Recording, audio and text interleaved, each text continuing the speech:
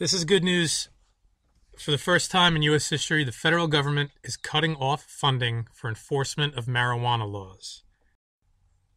For the first time, Congress is letting states set their own medical marijuana and hemp policies, a huge step forward for sensible drug policy. States will continue to reform their marijuana laws, and Congress will be forced to accommodate them.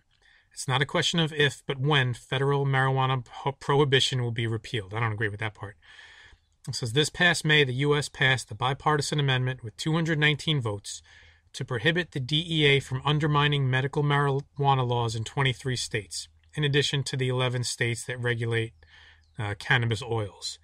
So what they did, they defunded, in the omnibus spending bill, whatever it is, they defunded the DEA from going after marijuana laws, basically. Which is incredibly hypocritical, because as I put out a video yesterday, also in that same bill, they overturned the vote in D.C. to legalize marijuana.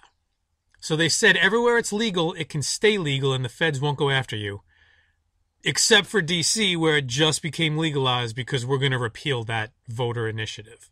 So incredibly hypocritical, not surprising that they overturned it in D.C. anyway. It is surprising that they decided to defund the DEA section here. So that's good for everybody else, I guess, that the feds aren't going to come knocking at your door in Colorado if it's legal in Colorado. Sorry about it, D.C.